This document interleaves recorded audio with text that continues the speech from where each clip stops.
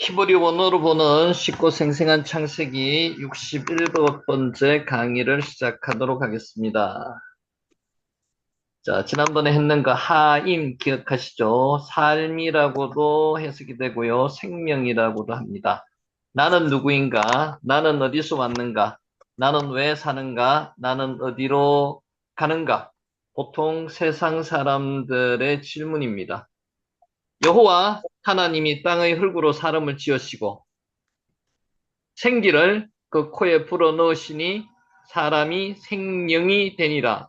창세기 2장 7절 말씀이고요. 여기에 하임이 나옵니다. 자, 요거 한번 읽어보시죠. 니시마트 하임입니다. 여기 참 중요한 단어거든요. 니시마트 하임, 니시마트 하임. 따라 한번 니시마트 해보시기 하임, 바랍니다. 생기입니다. 생기. 니시마트 하임.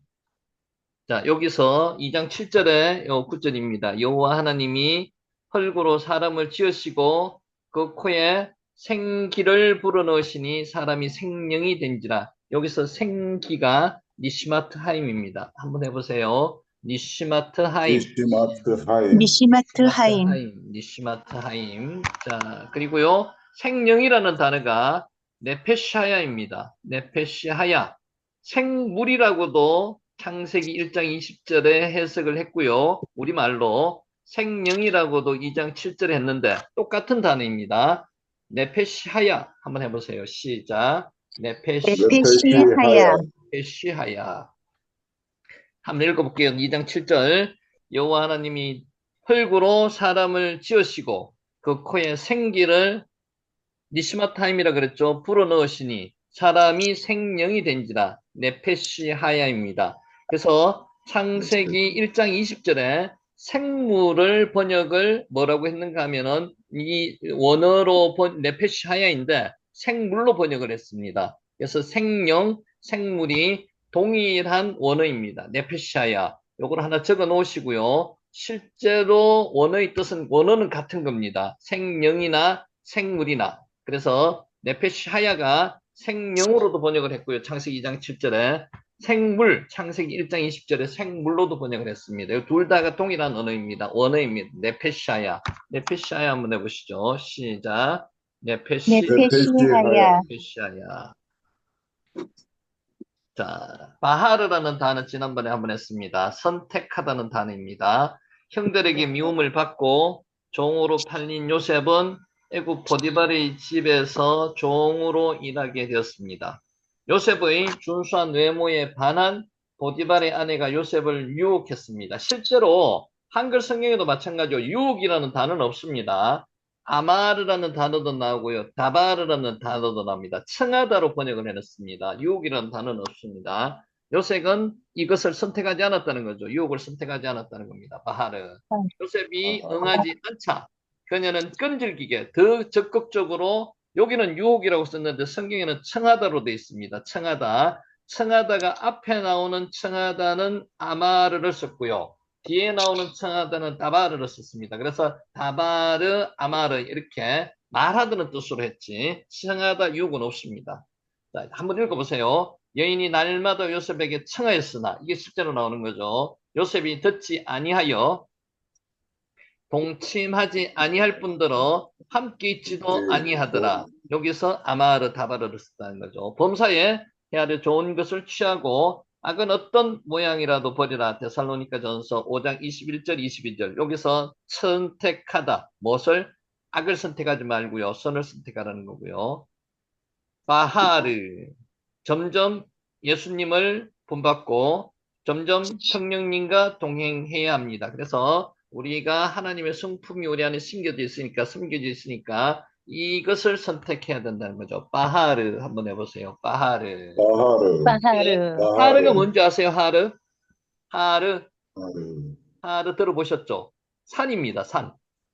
그러니까 음, 하르하고는 상관이 없어요. 그 어근을 찾아봤는데 어원을 찾아봤는데 바하르랑 하르랑 상관이 없지만은 하르는 산이고요. 선택하드가 바하르라는 거, 그 두 가지 구분해가지고 한번 머릿속에 넣어 주셔도 될 것 같아요. 바하르 선택하다 한번 해보세요. 바하르, 시작. 바하르 바하르, 바하르, 있습니다. 어, 들어오셨네. 자, 오늘은 요 제목으로 시작을 한번 해보도록 하겠습니다. 그리스도 예수 안에서 함께 지어져 가느니라.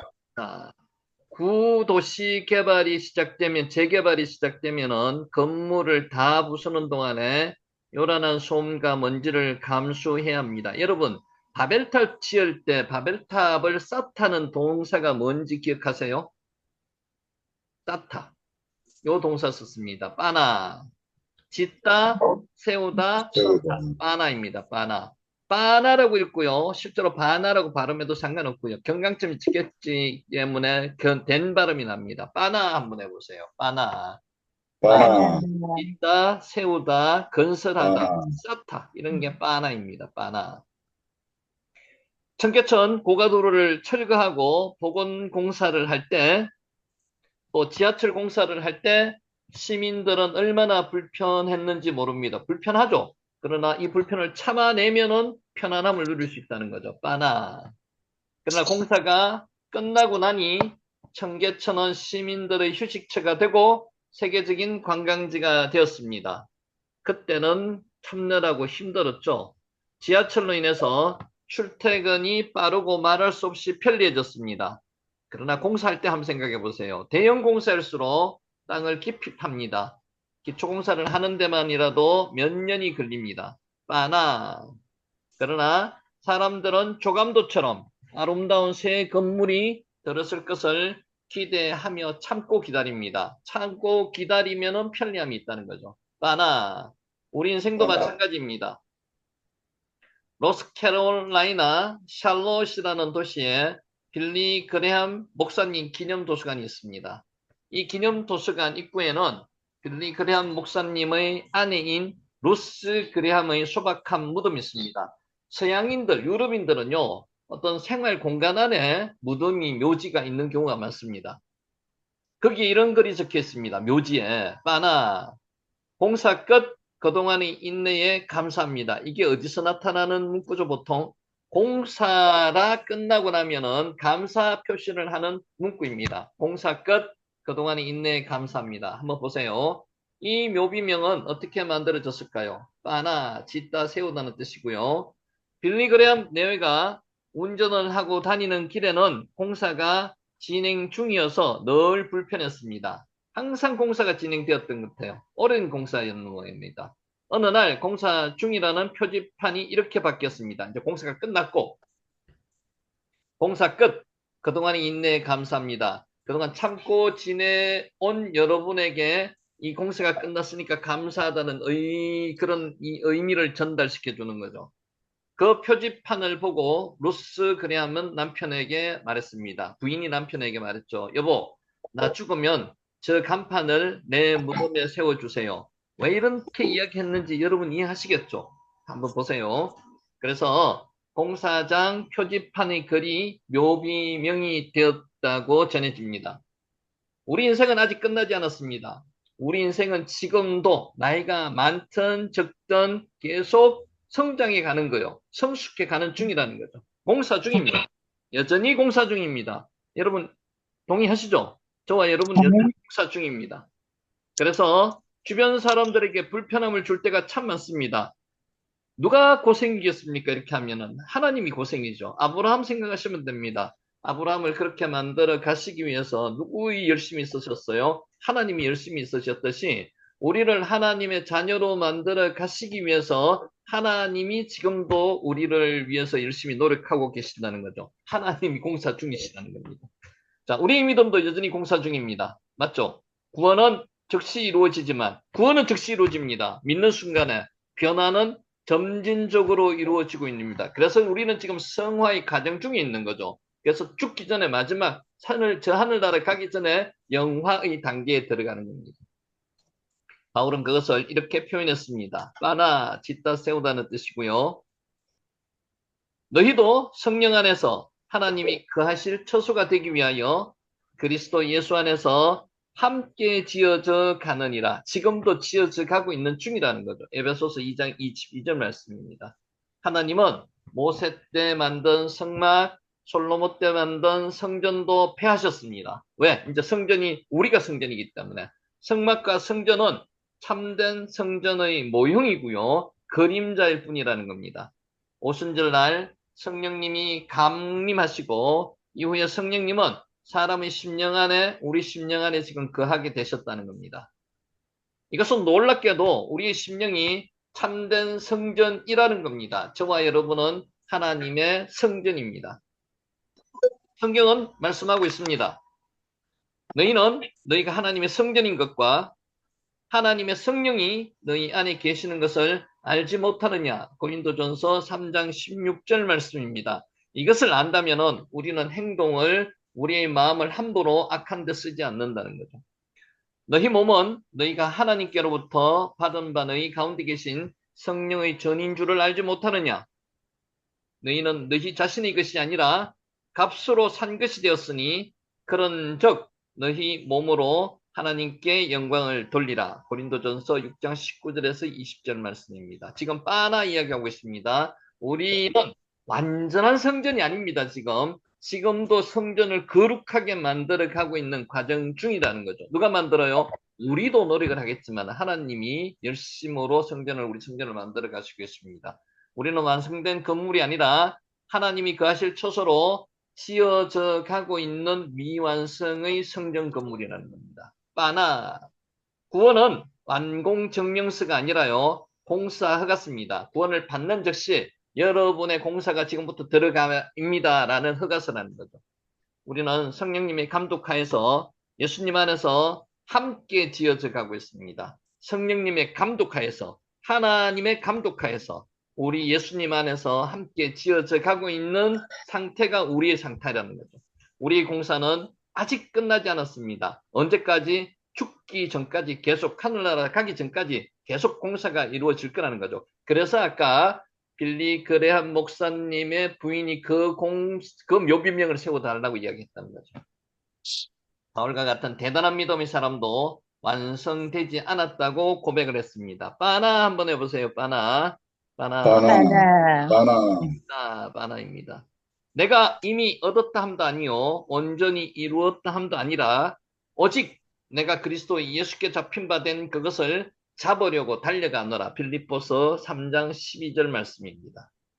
자, 달려간다는 것은 최선을 다하고 있다는 것입니다. 우리는 최선을 다하고 있지만은 우리는 연약하기 때문에 넘어지기도 하고 우리는 연약해서 하나님의 말씀대로 살지 못할 때가 많습니다. 지금 우리는 어떤 상태에 있는지 돌아볼 필요가 있습니다. 오늘 우리 상태에 한번 돌아보시는 그런 점검의 계기가 되시기 바랍니다. 많은 사람이 힘들다고 천천히 달립니다. 우리도 마찬가지죠. 힘들어합니다. 어떤 사람은 달리는 것을 포기하고 관람객에 머물기도 합니다. 자신은 달리지도 않으면서 어떤 교회 어떤 사람이 잘 달리는지 잣대를 가지고 판단하기도 합니다. 이게 인간이라는 거죠. 병원에 치료가 필요한 환자들이 모여 북적이는 것처럼 교회는 어떤 사람들이 모여 있습니까? 구원이 필요한 죄인들이 모여서 북적대는 곳입니다. 그래서 어느 목사님은 그렇게도 표현을 하시더라고요. 교회는 미세스 전부 다 불완전한 사람들이 모여 있는 곳이라고 그렇게 표현하시기도 하십니다. 죄인들이 모임인지라 당연히 서로의 불완전함이 드러나고 때로 다툼도 있을 수 있습니다. 하나님의 자녀들이 그렇게 할 수가 있습니다. 완전한 사람들이 아니기 때문에 그럴 수 있습니다. 교회 내의 갈등으로 인해서 계속 교회에 다녀야 할지 말아야 할지 고민하는 사람들도 있습니다. 너도 나도 우리 모두 뭐 하고 있는 중이라고요? 공사 중에 있는 사람입니다. 공사 중. 그래서 완전하다고 생각하는 사람들은 교만한 사람들입니다. 공사 중입니다. 성장의 소음 때문에 공사를 멈추면 지금 멈추면 안 되죠. 평생 미완성입니다. 하나님께서 공사를 주도하시고 감독하여서 우리는 그 공사에 맞추어서 열심히 우리도 노력해야 된다는 겁니다. 그래서 우리는 하늘나라 가기 전까지 평생 미완성의 성전인 거죠. 하나님이 원하시는 모습으로 완공될 때까지 우리는 계속 공사를 해 나가야 합니다.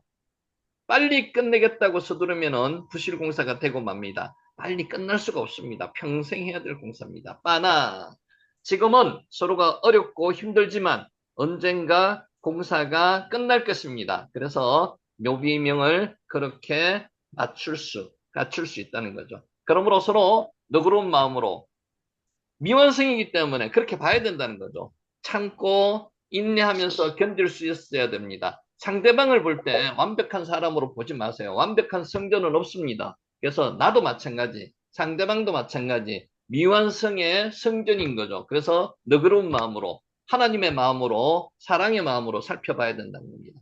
그러면 우리는 모두 다 변화한 모습으로 변화될 것입니다. 빠나 짓고 있는 중이라는 거죠.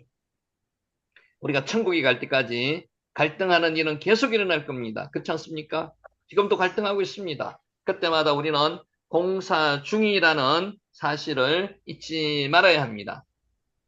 우리 인생의 진정한 성공은요, 우리의 심령이 하나님께 보시기에 아름다운 성전이 되는 것입니다.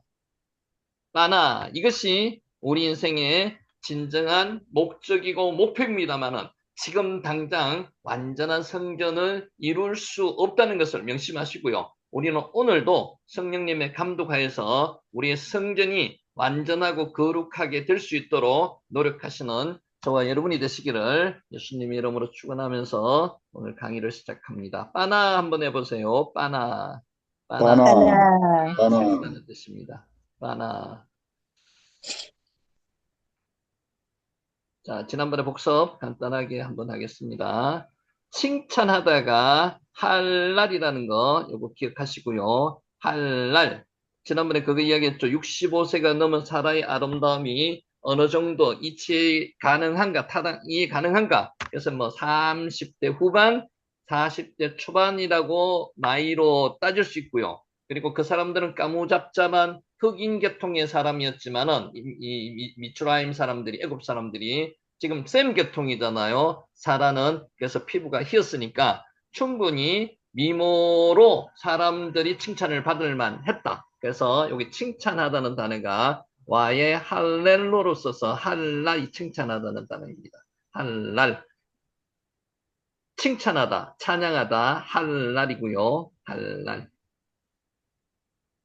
자, 16절 바로가 그로 말미암아 아브라함을 후대했답니다. 후대했다는 것은 어떤 재정적인 지원까지 줬다는 거죠. 결혼 지참금까지 줬다는 겁니다. 바로가 그로 말미암아 후대했다. 헤티브, 바브라흐 여기서 야타브가 사용되었는데 야타브는 앞에서 소극적으로 안전을 보장한다는 그런 의미도 사용되었지만 여기서는 적극적으로 안전보다는 더 차원이 넘게 후대했다는 겁니다. 물질적으로 도와줬다는 거죠. 후대. 결혼 지참금까지 종과 양과 나귀와 낙타, 나귀까지 줬다는 겁니다. 자, 아무튼 아브라함은 아내의 순결을 팔아서 자신의 안전만 도모한 게 아니고요. 부를 획득했다는 그런 파렴치한 범죄까지 범했다는 겁니다. 야타브, 안전하다는 뜻으로 앞에서 한번 사용됐고요. 뒤에 요 절에서 후대하다는 뜻으로도 사용됐습니다. 야타브. 하모르가 순나기를 의미합니다. 하모르. 뭐 안에 나오는 걸 제가 하나 다시 정리했습니다. 하모르. 그리고 암나기를 아토온이라고 나기가 암나기, 순나기를 따로 구분해가지고 부르고 있습니다. 실제로 많이 나오는 단어는 아니지만은 한번 기억을 해 놓으셔도 좋을 것 같습니다. 자, 17절.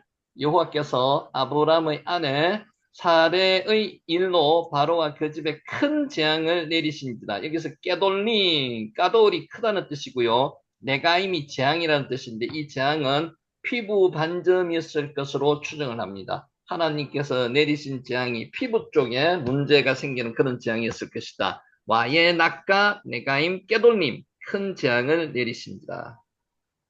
나가가 닷하는 뜻도 있고요. 때리다는 뜻도 있습니다. 재앙을 내리다, 나가라는 단어를 썼고요. 나가. 한번 해보세요. 나가. 어근이 같습니다. 내가가 재앙이고요. 나가가 때리다, 닷하는 뜻이 어근이 같습니다. 그래서 내가가 재앙이고요. 내가 임 쓰는 거는 재앙들 복수라고 쓰는 거죠. 피부 반점이라고 추정을 합니다. 재앙이. 내가 임.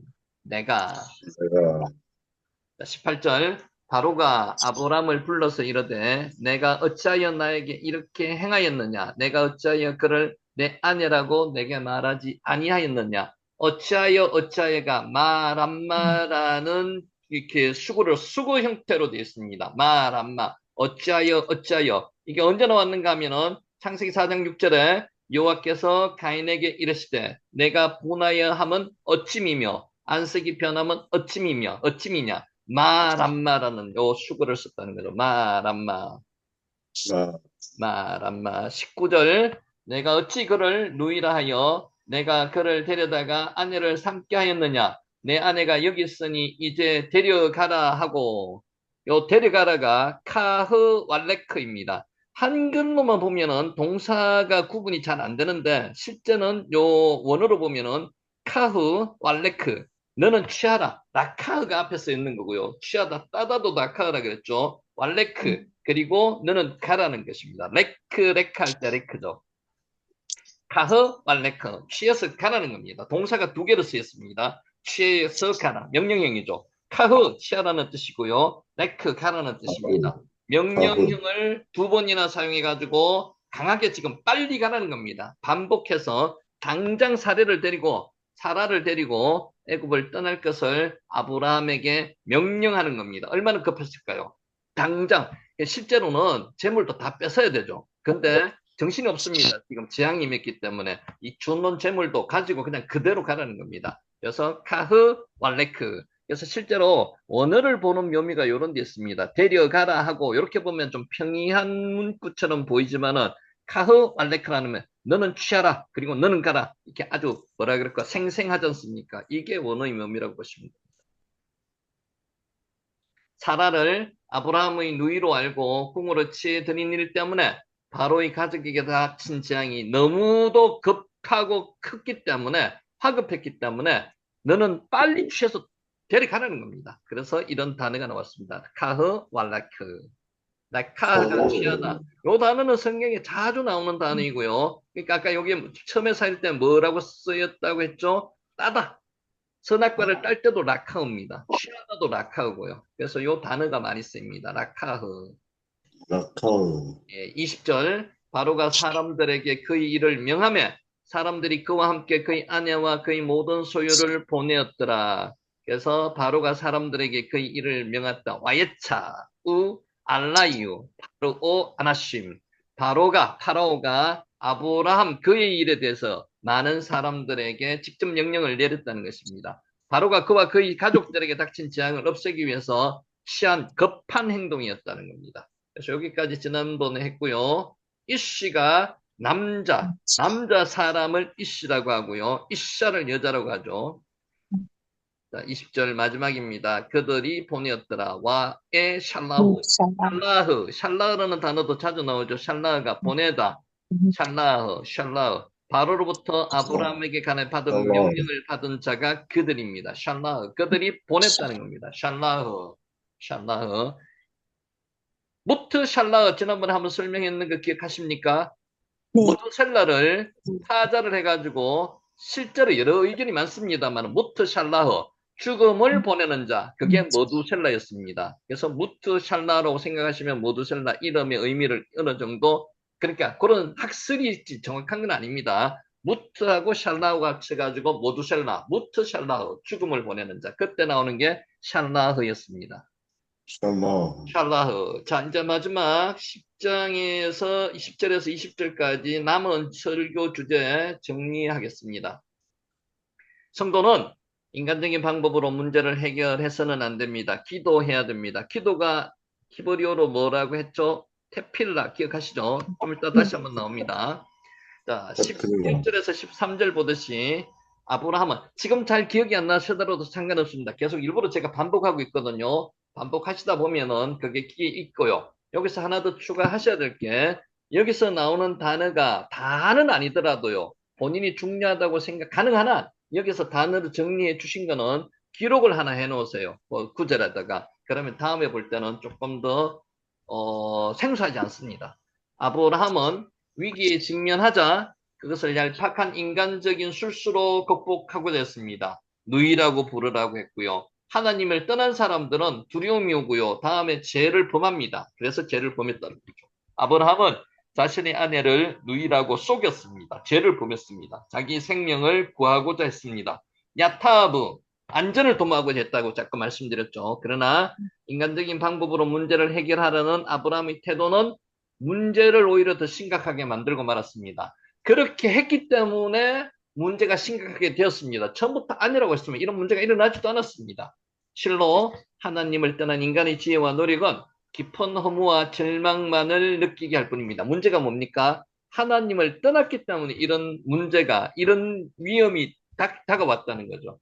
아브라함이 그의 아내를 누이라고 한 것은 전혀 잘못되었다고만 볼 수가 없습니다. 그렇지 않습니까? 전혀 실제로 맞습니다. 이복 누이입니다. 왜냐하면 사라는 실제로 그의 이복 누이였기 때문입니다. 그러나 의도했던 바는 그게 아니었다는 거죠. 문제는 아브라함이 직면한 문제를 하나님의 방법이 아니라 사람의 방법으로 해결하고자 했던 겁니다. 머리 굴렸다는 거죠. 그는 하나님의 약속을 받은 자로서 당연히 하나님께 그의 문제를 아뢰고 하나님께 상의했고 기도응답 받고 하나님의 명령대로 누가 잘했습니까? 다윗처럼 그렇게 했어야 되는데 그렇게 하지 않았다는 겁니다. 그는 하나님과 전혀 상의해보지도 않고 스스로 얄팍한 인간적인 수단과 방법을 써서 위기를 넘겨보고자 했던 겁니다. 지금 우리한테 하는 이야기죠. 어떤 위기나 문제가 왔을 때 기도하지 않는 사람은요, 기도 안 합니다. 아브라함이 기도의 습관이 들지 않았던 사람이기 때문에 당연히 자기 본능대로 움직여서 애굽으로 내려갔습니다. 그래서 아내를 누이라고 거짓말을 하게 되었다는 거죠. 우리도 마찬가지입니다. 기도를 하시면은 기도의 습관이 돼 있으신 분은 어려운 일이 닥치면 기도합니다. 그렇게 습관이 돼 있어야 됐다는 거죠. 아호트 한번 해보세요. 누이입니다. 누이. 아호트. 아호트, 아호트. 아호트. 아호트. 읽으실 줄 알죠. 혹시 제가 지금 유튜브 띄워놓은 것도 마찬가지고요. 보니까 급하게 띄워놓다가 보니까 발음이 잘못되고 한 게 있어요. 물론 거기다가 수정이라고 해가지고 다시 이렇게 적어는 놨는데 그런 게 있으면은 일단은 문자라도 저한테 보내주시면은 제가 수정해 놓겠습니다. 저도 또 모르고 지나갈 수도 있거든요. 이제 어느 정도 발음이라든지 이런 거는 알 수가 있으니까 혹시 잘못됐다고 판단되는 게 그런 게 있으면 보내주시기 바랍니다. 아우치. 자, 이러한 실수는 우리 성도들도 범하기 쉬운 실수입니다. 상습적으로 범하는 사람도 있습니다. 그래서는 안 되겠죠. 많은 성도들이 문제에 직면하여 하나님께 아뢰기보다는 우선 자기 방법으로 그것을 해결하려고 합니다. 여러분 그거 기억하세요? 문장에 기근이 심하였다는 문장 앞뒤로 두 개가 있습니다. 그게 어떤 말이냐 하면은 기근이 아주 심했다는 거죠. 그것은 다른 문자로 다른 걸로 표현을 하면요. 인간적인 부분에서는 충분히 이해가 가는 부분입니다. 그런데 그것은 하느님을 의지하는 거하고 상관이 없는 거죠. 그래서 위기가 닥칠수록 위험이 크면 클수록 더 하나님을 의지해야 된다는 겁니다. 이제 우리는 더 이상 이러한 어리석음을 범해서는 안 됩니다. 우리는 문제에 직면했을 때 어떠한 노력보다도 우리의 일거수일투족을 다 지켜보시는 하나님께 아뢰고요. 그분의 도움을 구해야 합니다. 하나님은 전능자이십니다. 엘로힘 하나님, 전능한 하나님, 엘샤다이 하나님. 그분은 우리의 인도자이시며 구원자이십니다. 정녕 하나님께 우리의 문제를 아뢰 때 문제 해결의 열쇠는 있습니다. 여러분, 하나님은 우리의 모든 것을 다 알고 계십니다. 꼭 아뢰야만 될까요? 기도를 해야만 됩니다. 아시고 계시더라도 아뢰면서 내가 회개할 거는 회개하고 하나님의 도움을 받을 거는 받으시라는 거죠. 그래야지만 하나님이 응답하신다는 겁니다. 아호트 누이입니다. 아호트. 하나님은 택한 자를 안전하게 보호하신다는 거죠. 바로 애굽 왕 바로는 사라를 자기 누이라고 한 여기서는 실제는 사례죠. 아브라함의 말을 듣고 사라를 자신의 첩으로 취하였습니다.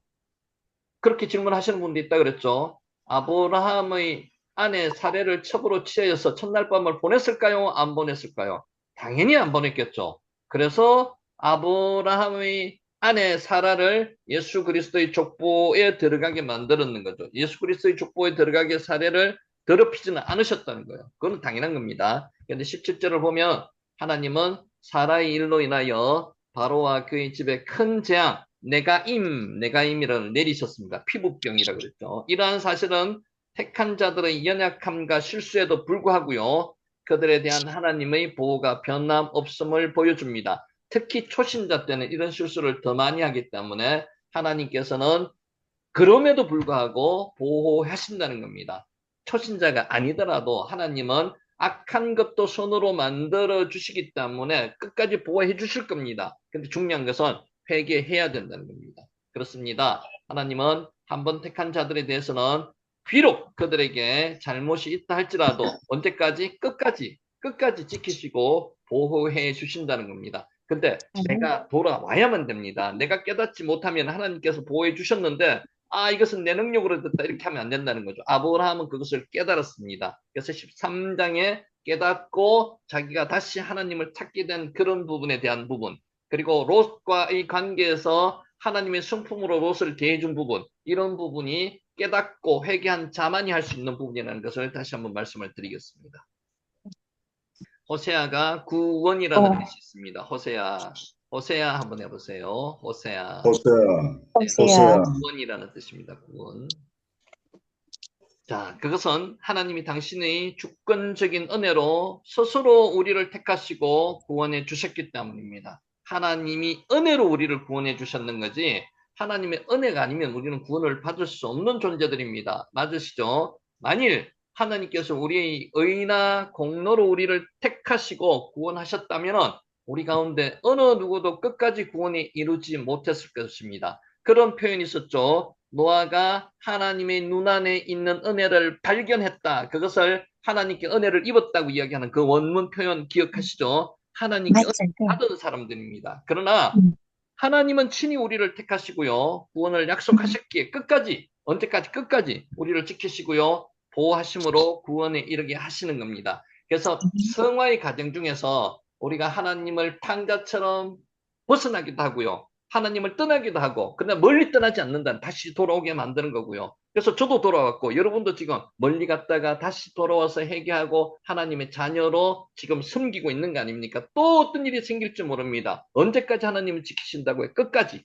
구원에 이르기까지 하나님은 계속 우리를 지키실 겁니다. 그래서 우리는 우리의 구원에 대한 확신을 가지셔야만 합니다. 한 번 구원은 받았고요. 구원받은 사람은 이제 공사 중입니다. 공사 허가증을 받았다 그랬죠. 하나님, 성령 하나님의 감독하에서 우리는 지금 공사 중에 있는 자들이다. 성화의 과정 중에 있는 자들이다. 그래서 계속 회개는 한 번 구원을 받았다고 회개 안 해서 되는 게 아니고요.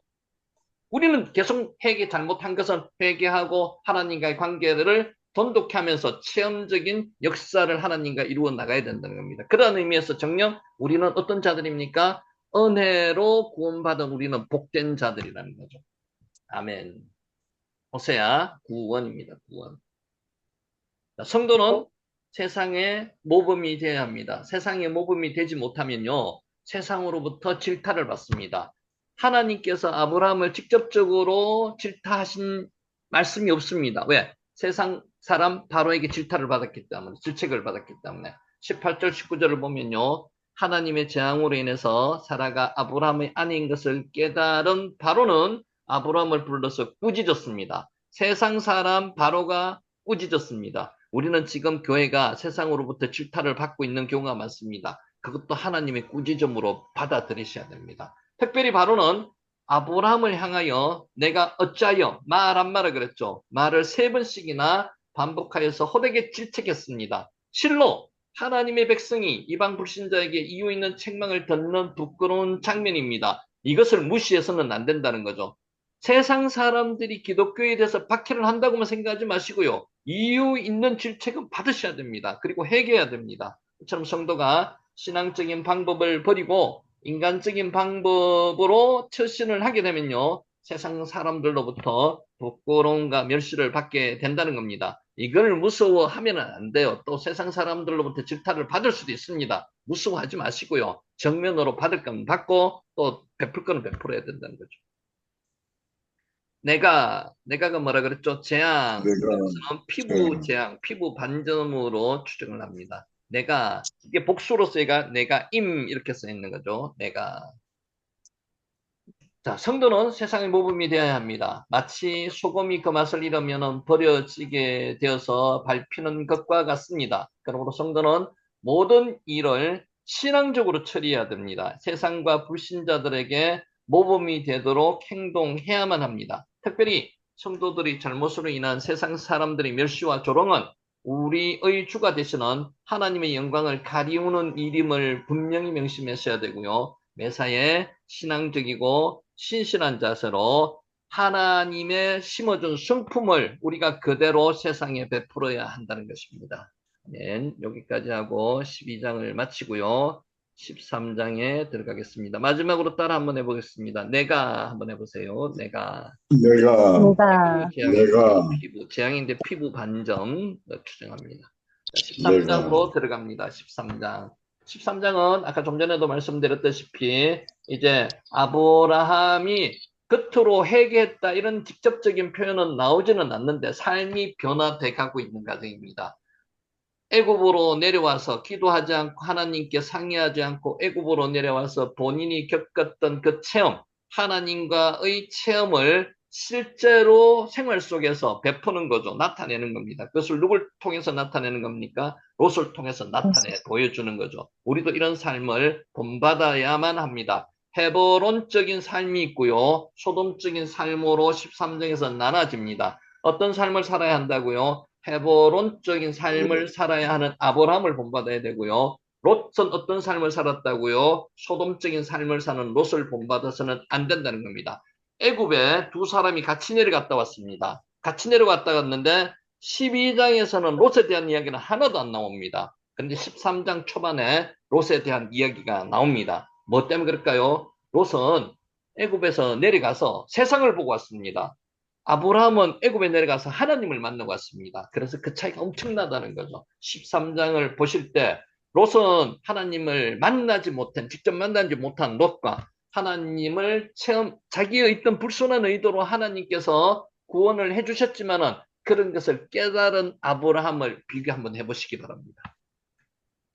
자, 13장.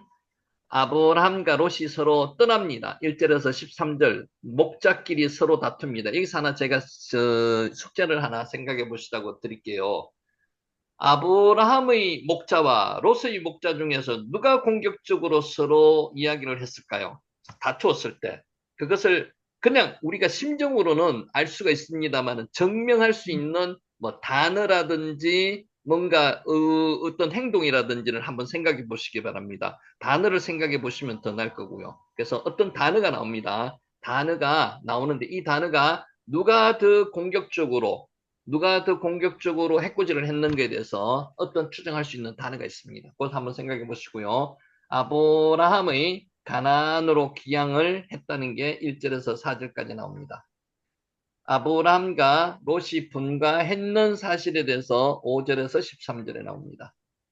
자, 아브라함이 헤브론으로 옮겨서 실제로 헤브론적인 삶을 아브라함은 살게 됐고요. 롯은 소돔으로 옮겨서 실제로 먼저 소돔으로 내려가지는 않았습니다. 그곳을 근처로 가가지고 살다가 소돔으로 결국은 들어가는 거죠. 소돔적인 삶을 사는 롯과의 관계를 한번 생각해 보시는 시간이 되기를 바랍니다.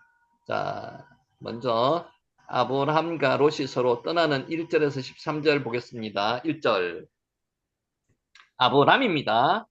애굽에서 편의상 아브람을 아브라함으로 발음하겠습니다. 아브람이 애굽에서 그와 그의 아내와 모든 소유와 롯과 함께 네게브로 올라가니. 자, 네게브는 뜻 아시죠? 네게브가 남쪽에 있는 사막 지역이라는 뜻도 있고요. 여기에 변형돼 가지고요. 남방이라는 뜻으로 변형돼 가지고 쓰고 있습니다. 근데 지금 남방이라는 단어를 쓰면 조금 어색하겠죠, 여기서는. 네게브라는 단어를 유대 사막 끝에 있는, 남방에 있는 불모지, 사막이라는 그 의미로 해석을 해야 되고요. 썼다고 해요. 그래서 올라갔다는 겁니다. 지금 어디서 가고 있는 겁니까? 애굽에서 보면 올라가는 거죠. 실제로 위치상 올라가는 느낌도 있지만은 요 하나 더 중요한 거는요. 영적으로 하나님을 떠났다가 다시 하나님께 다가가는 것. 이것을 올라간다는 의미로 해석할 수도 있습니다. 자, 보겠습니다. 애굽에서 올라가니 와, 야알, 밈, 미추라임. 미추라임, 으로부터 이제 분리되는 거죠. 와, 야을 올라갔다는 겁니다. 와, 야을 임 미추라임. 미추라임이 애굽을 이야기하는 거죠. 자, 본문은 세속적인 삶을 상징하는 미추라임, 애굽입니다. 앞에 분리를 나타내는 몸으로부터 밈이 들어갔죠. 무부터 해석되는 전치사 밈을 붙임으로써 아브라함이 애굽으로부터 멀어졌음을 명확히 보여주고 있습니다. 창세기 12장 할 때 기억하세요, 여러분. 떠났다는 표현은 없습니다. 밈이죠, 전치사 밈을 써가지고 떠났다는 표현을 우리나라 한글로 그렇게 해석을 했는 거예요. 몸으로부터. 고향과 친척과 아버지 앞에 전부 다 뭐가 들어갔다고요? 전치사 밈이 들어갔다는 거죠. 자, 그리고 와 야알 올라가다는 것입니다. 표현은 저지대 애굽에서 팔레스타인 고지대로 올라가는 것은 의미하지만 아까 말씀드렸듯이 동시에 영적으로 신앙의 향상을 암시하는 것이라고 이해할 수 있습니다. 이해됩니까, 여러분? 아브라함이 애굽으로 내려가서 하나님을 떠났다가 다시 하나님께 돌아오는 겁니다. 그래서 회개의 마음, 내가 지금 이렇게 살아서는 안 되겠구나. 하나님이 나를 보호해 주시는 하나님께 다시 돌아가야 되겠다. 이 마음을 느껴보시기 바랍니다. 전능하신 하나님께서 당시 절대 권력을 가졌던 바로에게 역사하셔서 일개 유랑자, 깨르죠. 나그네, 불가한 아브라함을 위험으로부터 구해 주셨을 뿐만 아니라 오히려 큰 재산까지 얻게 하는 결혼 지참금 받았는 거죠. 엄청나게 많이. 아마 자기가 가진 것보다 더 받을 수도 있었을 겁니다. 그럼 뭐 어느 정도 받았는지는 모르지만은 경험을 하도록 하심으로써 아브라함의 신앙이 한층 더 성숙해졌다는 겁니다. 그러니까 직접적인 표현이 없더라도 어떤 이런 뉘앙스, 의미적인 부분에서 아브라함의 마음을 한번 느껴보시기 바랍니다. 여기 뭐라고요? 알라, 알라가 올라가다는 뜻이죠. 알라. 알라, 어디서 올라갔다고요? 미추라임에서 네겝으로 올라가는 겁니다. 위치상 올라가는 것도 있고요. 영적으로 올라간다는 의미도 있다고 말씀드렸습니다. 그쵸. 미추라임이 애굽입니다. 미추라임 한번 미트라임, 해보세요. 미추라임. 미트라임, 이제는 미트라임, 한글은 크게 문제가 안 되시죠? 음, 미드바르가 뭡니까? 광야, 광야. 자, 광야에는 뭐만 있습니까? 따바로가 말씀, 있습니다. 나가라. 그래서 음, 맴이 앞에 쓰여 있고요. 여기 장초선지자죠. 장초선지자 맴이 있고요. 따바르 말씀만 있는 곳 광야 미드바르 광야. 자, 애굽에서 올라가니 와 야알 밈 미추라임. 그의 발길이 애굽에서 가나안으로 한 걸음 한 걸음씩 올라가는 것처럼 그의 마음도 인간적인 욕망으로부터 점점 멀어지며 하나님의 뜻을 쫓는 신앙인으로 향상되어 가고 있는 것입니다. 미추라임이 뭐를 대표하는 겁니까? 세상. 세상을 대표하는 거죠. 그러니까 세상으로 갔다가 다시 탕자처럼 아버지께로 지금 돌아오는 그 모습을 상상해 보시기 바랍니다. 미츠라임으로부터 세상으로부터 지금 하나님께 아버지께로 돌아오는 겁니다. 우리 성도들도 생활 가운데서 경험한 하나님의 크고 놀라운 은혜를 그냥 흘려버려서는 안 됩니다. 아시겠죠?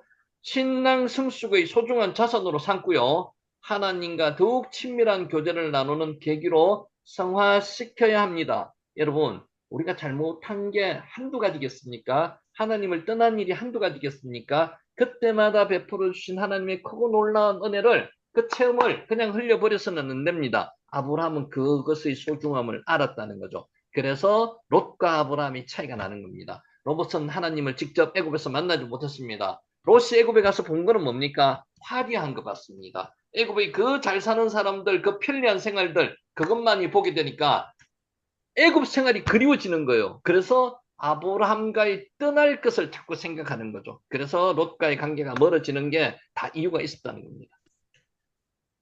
자, 롯과 함께 네겝으로 올라오니 이제 롯의 이야기가 나옵니다. 롯의 네, 이야기가 안 나왔습니다. 12장에. 롯의 이야기가 애굽에 내려갈 때는 없었습니다. 롯과 같이 내려갔습니다. 근데 롯은 가서 뭐 했다고요? 세상 구경만 하고 왔습니다. 세상 편리하고 육체의 정욕과 안목의 정욕과 이생의 자랑만 생각하다 왔다는 거죠. 롯과 함께 돌아와. 이런 롯과 함께 아내와 모든 소유와 롯과 함께 그 세상을 구경했던 즐겼던 롯과 함께 네겝으로 올라가니 이제 이게 불화가 생길 거라는 그런 암시적인 부분이죠. 롯과 함께. 왜? 롯트 임모.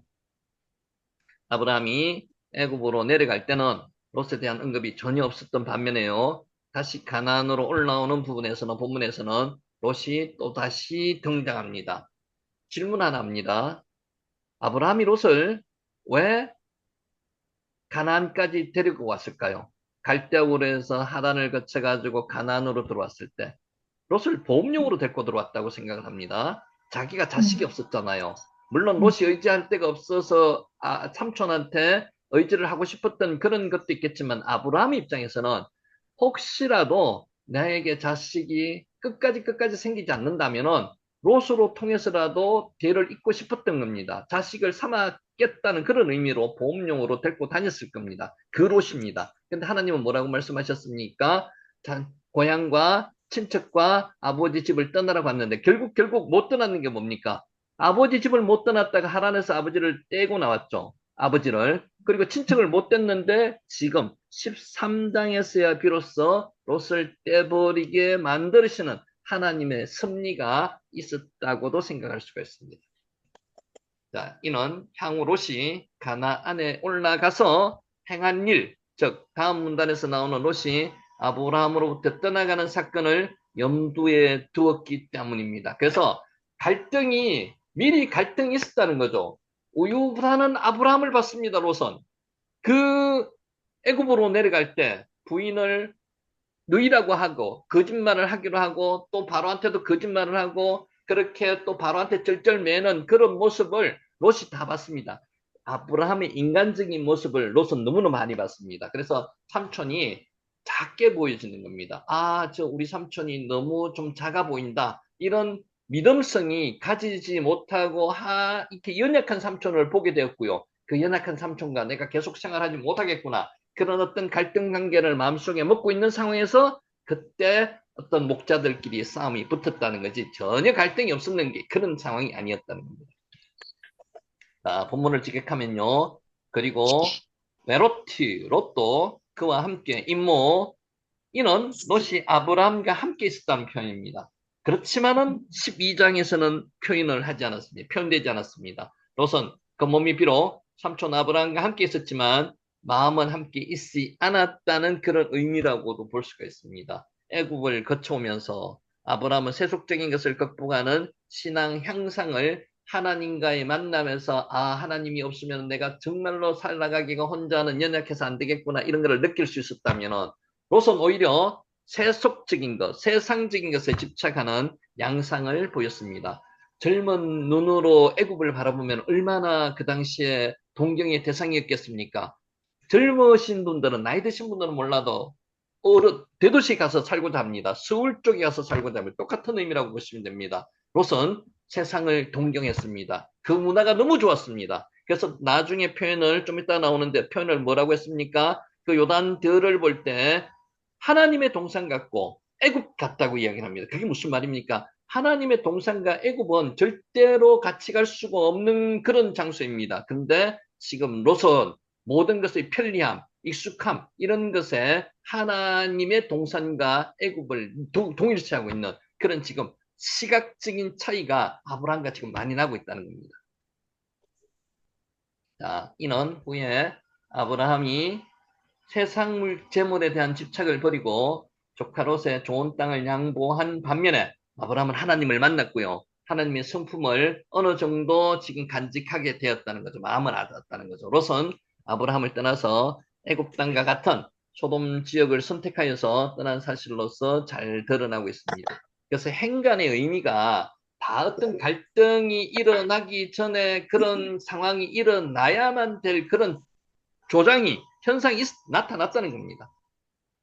유사한 상황에 있으면서도 그 상황이 각 사람의 인생관의 형성에 있어서 미치는 영향이 각기 다릅니다. 우리도 마찬가지입니다. 믿음을 가진 사람이 보는 거랑 세상 사람이 보는 거랑은 차이가 납니다.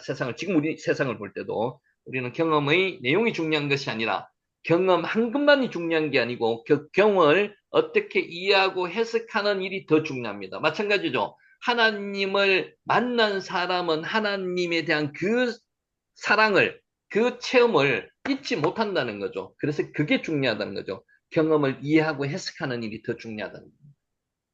성숙한 성도는요, 고난 가운데서도 하나님의 은혜를 발견합니다. 신앙 성숙을 이룰 수 있습니다. 그렇지 못한 자는요, 하나님의 넘치는 은혜를 체험하고 난 이후에도요, 그렇게 넘치는 은혜를 체험합니다. 그 이후에도 이를 잊어버립니다. 그리고 더욱 교만한 자리로 나갑니다. 하나님이 하셨는 게 아니고 자기가 잘나서 그렇게 되었다고 자기 교만에 빠지게 된다는 겁니다. 이게 큰 차이입니다. 인간은 하나님의 은혜를 경험합니다. 그 경험하는 것을 아브라함처럼 정말 소중한 나의 가치, 하나님의 감동, 감화로 받아들일 수 있는 반면에 로스는 지금 그렇게 받아들이지 않는 거죠. 세상적인 시각으로 본다는 거죠. 임이요. 무슨 뜻이죠? 함께라는 뜻입니다. 함께.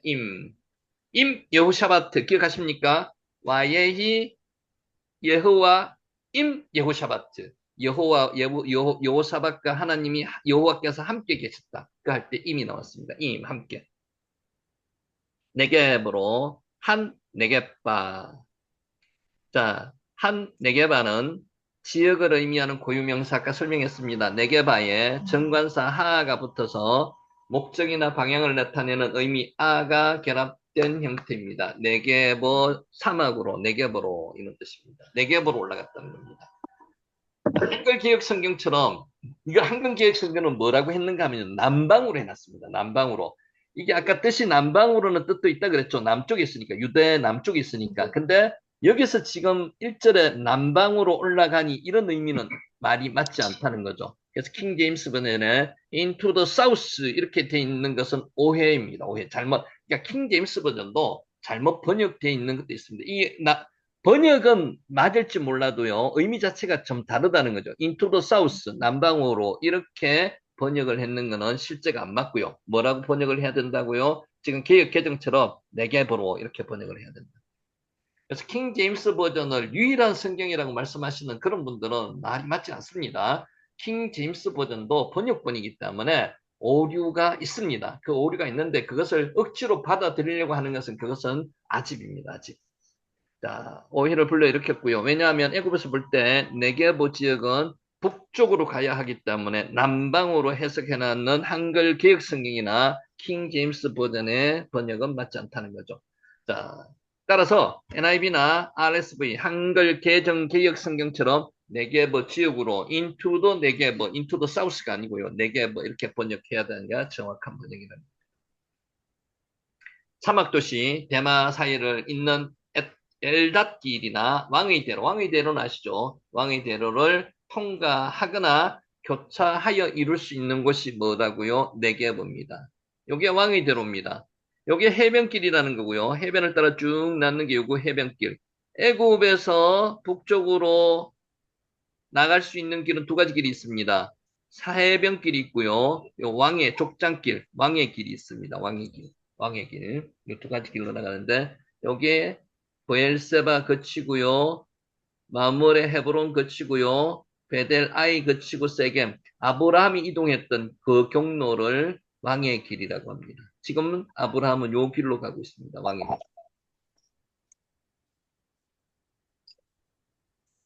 표시돼 있죠? 요게 해변길. 보라색이, 빨간 게 요게 왕의 대로.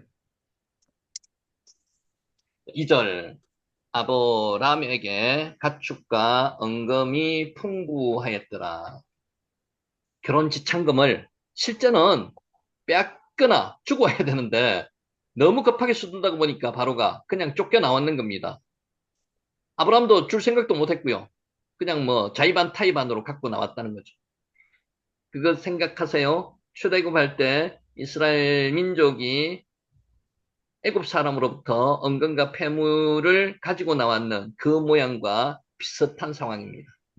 은과 금이 딱 캐셰프 밭 차하드. 자, 직역하면요. 그 은 안에서 그리고 그 금 안에서 이런 뜻입니다. 은이나 금을 가릴 것 없이 많은 상태를 표현한 것. 많이 가지고 나왔다는 겁니다. 밭 케세프, 밧 케세프, 우밧 차하브. 당시 고대 근동에서 금이나 은은 화폐처럼 사용되었습니다. 자, 유목민이었던 아브라함은 육축이 많았을 뿐만 아니로요. 은금 또한 많은 부자였는데 애굽에 내려갈 때도 부자였지만 애굽에서 그 결혼지참금 바로로부터 받은 은금 폐물 내지는 노비들을 가지고 왔을 때는 엄청나게 큰 부자가 되었다는 겁니다. 이것은 자기가 의도해서 된 게 아닙니다. 인간적으로 보면요. 자기가 거짓말을 했기 때문에 이렇게 많은 것을 취했다. 이렇게 생각할 수 있는데 이것은 자만이라는 거죠. 하나님의 은혜로 이게 하나님이 역사하지 않으면 이렇게 될 수가 없었다는 거죠. 이 아브라함은 그것을 깨달았다는 겁니다. 케셰프 한번 해보세요. 케셰프. 셰프, 케세프, 온입니다. 케세프, 온입니다. 케셰프, 케셰프. 케세프, 자하브가 금이고요. 자하브, 금, 자하브, 자하브. 풍부하였더라. 자, 카베드, 메오드. 메오드가 많다, 베드, 풍부하다는 메오드. 뜻이죠. 메오드, 크다 이런 뜻입니다. 베드, 대단히 메오드. 수가 많고 카베드, 무거웠더라. 메오드. 카베드, 메오드. 카베드도 무수하다, 무겁다. 카베드. 카바드, 크다, 무겁다 이런 뜻이거든요. 무겁다.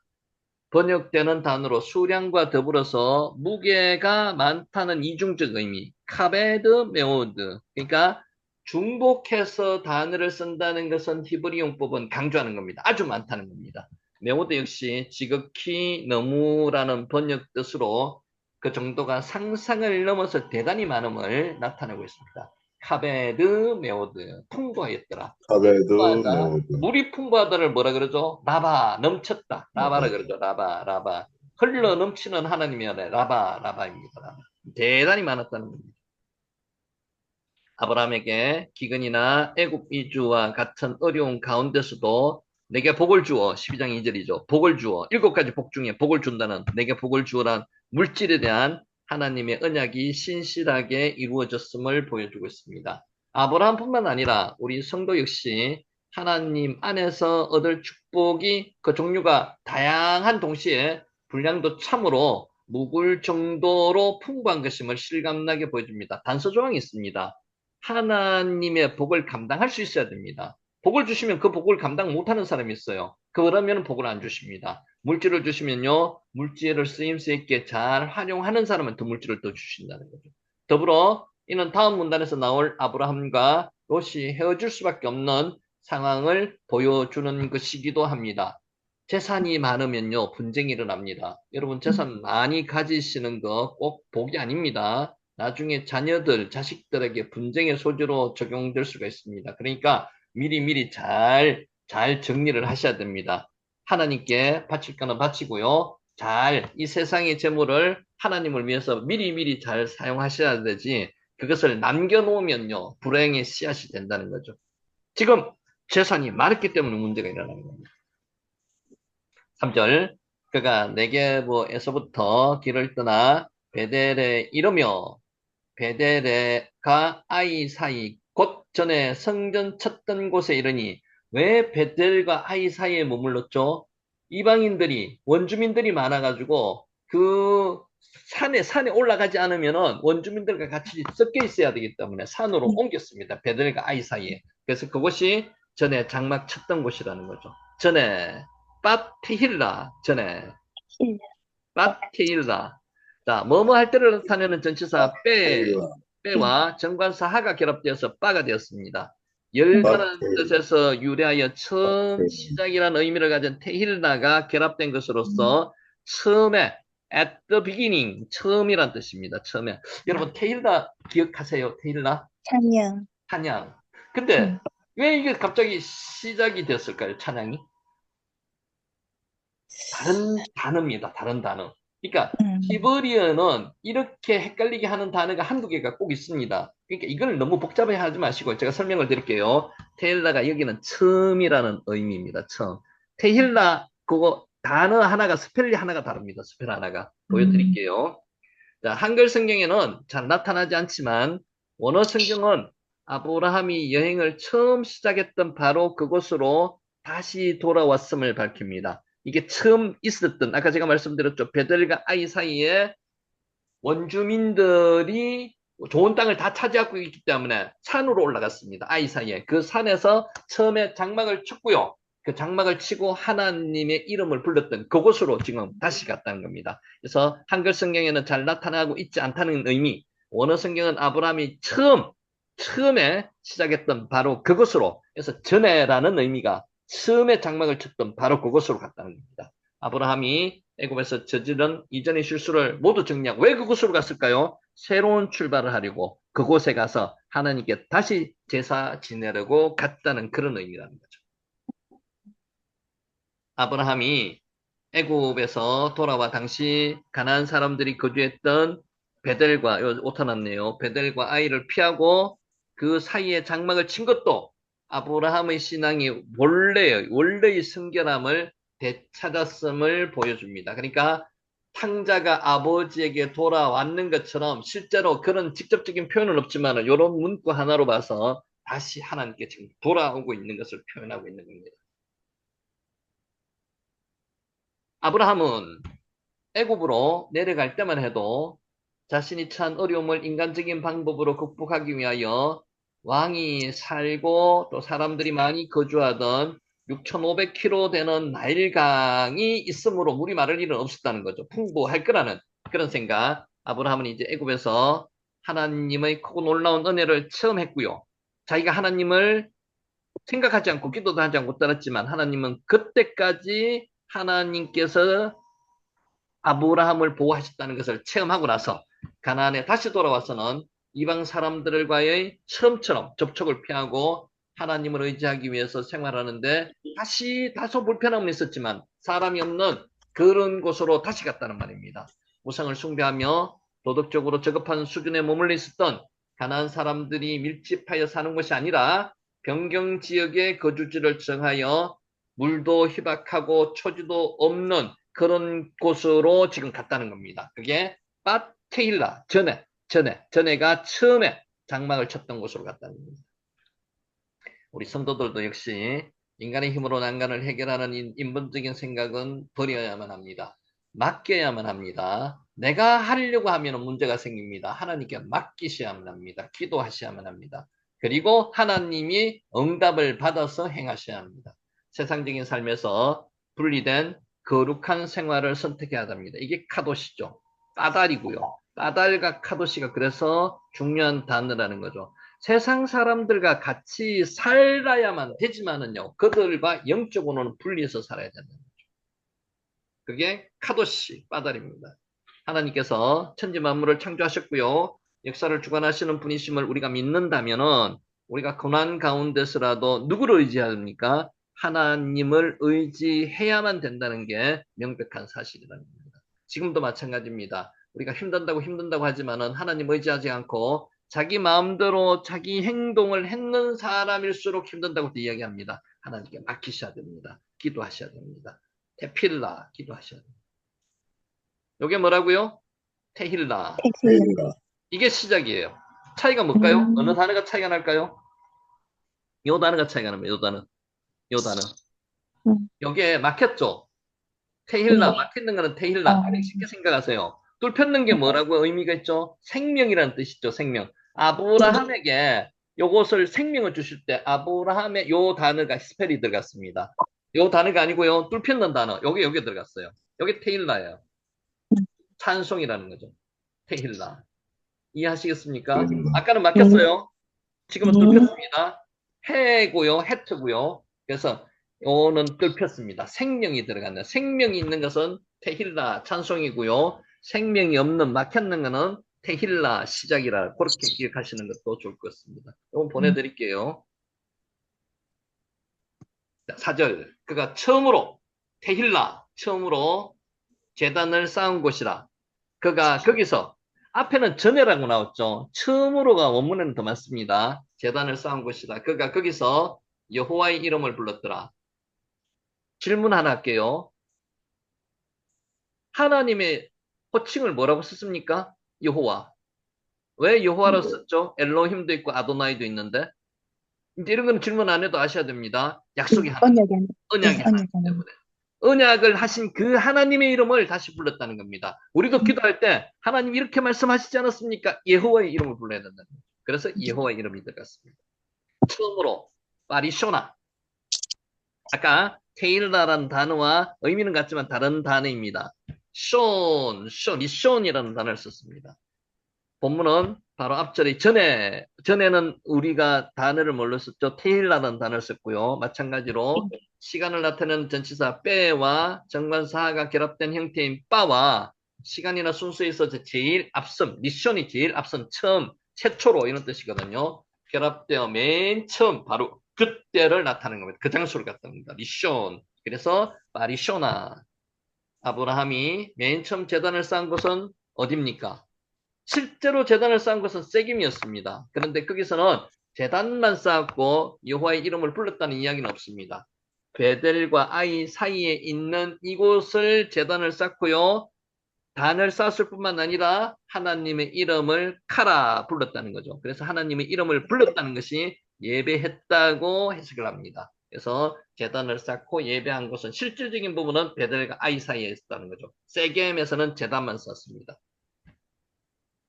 아브라함은 과거 순수한 신앙을 가졌었던 이곳으로 다시 돌아왔어요. 다시 나와서 이전과 동일하게 단을 쌓고 여호와의 이름을 카라 불렀습니다. 하나님의 이름을 불렀습니다. 예배했습니다. 샤와했습니다. 처음으로 파리쇼나, 이때 아브라함은 가나안 땅을 주시겠다는 하나님의 약속을 믿지 않고 애굽으로 내려간 것과 또한 아내를 누이라고 속인 치사한 범죄를 회개했을 것으로 추정합니다. 예배를 드렸다는 것은요, 회개를 동반하는 겁니다. 예배는요, 하나님께 영광을 올려야 되기 때문에 깨끗하지 않으면 예배를 하나님께서 안 받습니다. 받지 않습니다. 그렇기 때문에 회개했을 겁니다. 당연히 추정을 하는 거고, 그리고 더 나아가서 이러한 죄악 가운데 자신과 자신의 아내 및 모든 소유를 지켜주신 하나님의 은혜에 감사했을 거라는 겁니다. 예배 드렸다는 거죠. 즉, 당시 아브라함은 주위의 모든 사람들이 이방 우상을 섬기는 상황 속에서도 담대하게 공개적으로 하나님을 섬기는 것을 선포했습니다. 이게 카라입니다. 카라. 선포하다. 선포하다. 카라. 외치는 카라. 카라. 이러한 행동은 어쩌면 상대방의 적개심을 불러일으키고요. 목숨조차 위협을 받을 수도 있는 겁니다.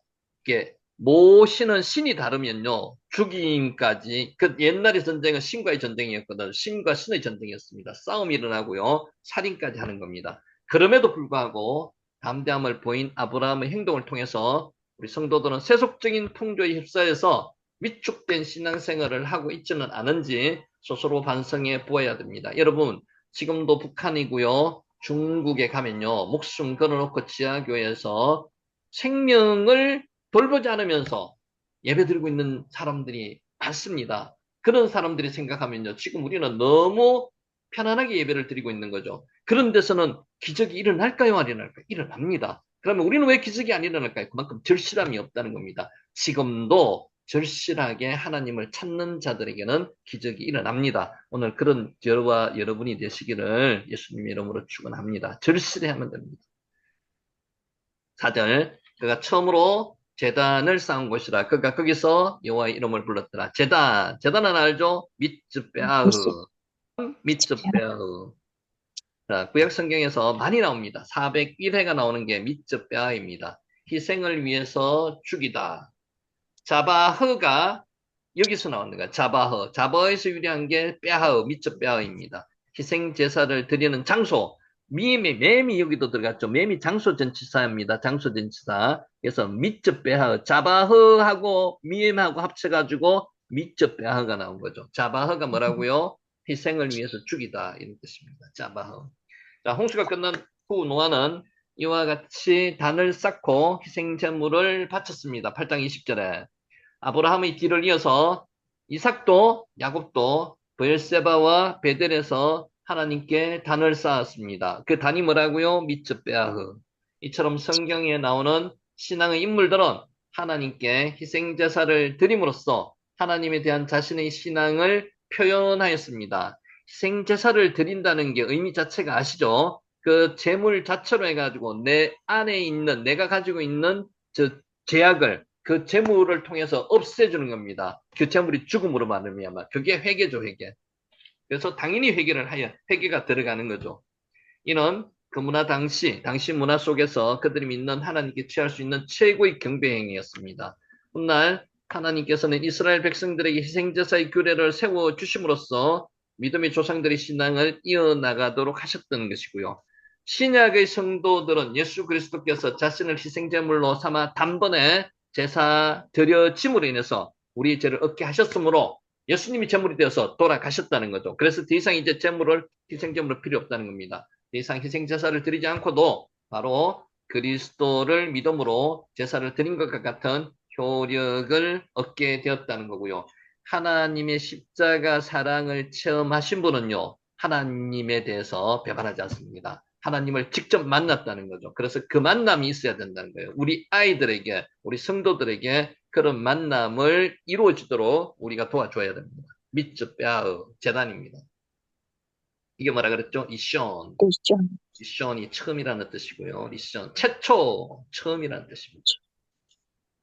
여호와의 이름을 불렀더라. 와 이크라, 여기 카라입니다. 카라. 그리고 나서 카라 불렀다는 거죠. 와 이크라, 카라, 와 이크라, 빼셈 여호와, 여호와의 이름을 불렀다. 한번 해볼게요. 와 이시라 빼셈 여호와, 와 이크라, 빼셈 여호와. 예후와. 중요합니다. 여호와의 이름을 불렀더라. 이 예배입니다. 와이크라 빼셈 여호와, 여호와의 이름을 와이크라 그리고 나서 불렀더라. 여러분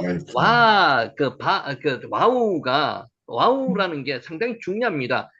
행동이 계속 이렇게 연결되는 거죠. 그리고 이어서 바로 이런 뜻입니다. 와이크라, 그가 처음으로 제단을 쌓은 것이라. 그가 거기서 그리고 나서 바로 여호와의 이름을 불렀더라. 제단을 쌓고 여호와의 이름을 불렀더라. 이런 뜻입니다.